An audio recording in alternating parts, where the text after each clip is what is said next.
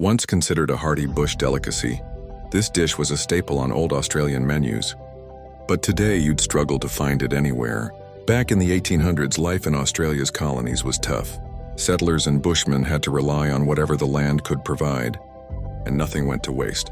Kangaroo meat became a vital source of proteins, and the tail, thick with bone and sinew, was prized for one particular dish: kangaroo tail soup. Much like the oxtail soups of Europe, kangaroo tail soup was slow-cooked over an open fire or in cast-iron pots, until the meat fell from the bone and the broth turned rich and hearty. It wasn't just survival food. It became part of the colonial menu, served in pubs, homesteads, and even as rations for soldiers and drovers crossing the harsh outback. For many, it was a taste of comfort, filling, warming, and easy to prepare with just a few ingredients. But as the decades passed, Australia's diet began to change. Imported meats like beef and lamb became more popular. And as cultural attitudes toward kangaroo meat shifted, the once famous kangaroo tail soup slowly disappeared from Australian kitchens. Today, you'd be hard-pressed to find it on any menu. What was once a symbol of resourcefulness and bush cooking has been relegated to the pages of history, a forgotten meal from Australia's colonial past. But kangaroo tail soup wasn't the only bush food to fade away. Another iconic pairing fueled generations of Outback workers: a simple meal of bread and tea, baked right in the ashes of a campfire. If there was one meal that kept the bush moving, it was damper and billy tea. Simple, filling, and easy to make with almost nothing on hand. This pairing became the backbone of Outback life in the 19th and early 20th centuries.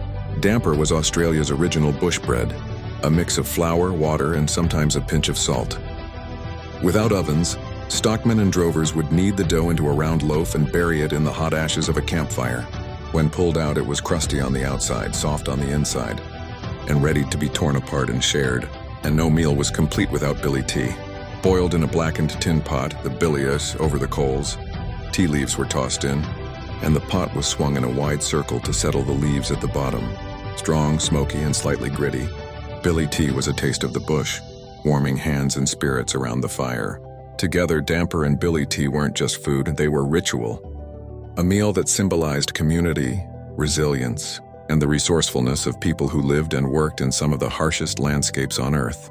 Today, damper is still made at campgrounds and festivals, a nostalgic nod to the drovers of old. And billy tea? You'll still see the spin of the pot at country shows, keeping alive a tradition that once fueled Australia's working heart. But while damper and tea fed the drovers, another humble dish became a favorite in kitchens across the colonies. A stew that blended European traditions with local ingredients. The classic mutton stew. Long before lamb cutlets and fancy roasts made their way into Australian kitchens, mutton was the real staple. By the late 1800s, sheep farming had spread across the colonies, and when sheep grew too old for wool production, they were butchered for their meat. Tough, gamey, but plentiful and cheap. Families turned this into hearty mutton stew, a dish that could stretch across several meals.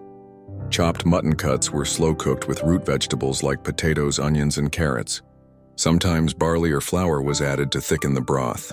The long simmering softened the meat and created a rich, warming dish that filled bellies through cold winters and long working days. For working-class households, mutton stew wasn't just dinner. It was survival. It was cheap, nourishing, and could feed a large family with minimal ingredients. Soldiers and drovers also relied on versions of it, carrying salted mutton to be boiled into makeshift stews wherever they set up camp. But as time went on, tastes began to change.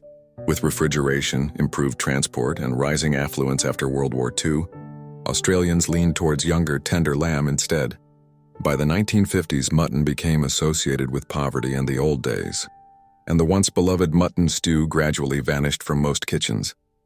Today, it lives on mostly in memory and a few heritage cookbooks, a reminder of how resourcefulness shaped early Australian food culture. While mutton stew warmed the homes of settlers, another dish was born from the sea, a salty, smoky staple that once fed entire communities: smoked fish.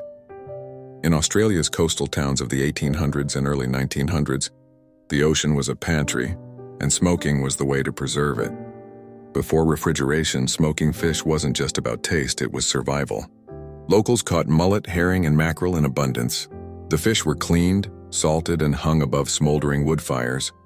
Hours of slow smoking transformed them into dark, fragrant fillets that could last days without spoiling.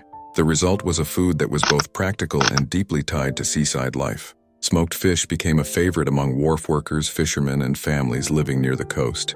It was often eaten with bread or mashed into stews, providing much-needed protein for communities that relied on the sea. For some, the smoky aroma drifting from backyards and sheds was as common as the sound of gulls overhead. But as the 20th century brought refrigeration and mass-produced canned goods, smoking fell out of everyday use. Fresh fillets and tins of tuna and salmon slowly replaced the time-consuming process of curing and smoking. What was once a working-class staple became more of a specialty item, reserved for delicatessens or gourmet kitchens. Today, smoked fish survives as a delicacy, found on restaurant menus or in boutique smokehouses. But the rough, homemade tradition that once sustained entire communities has all but disappeared. And while smoked fish kept the coastal families going, inland Australia had its own comfort food.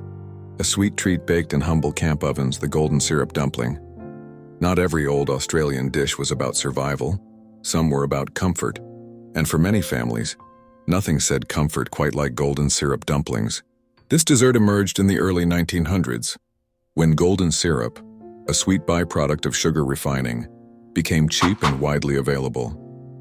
Families across the colonies used it to create a warming treat that could be cooked right in a humble camp oven or on the stovetop.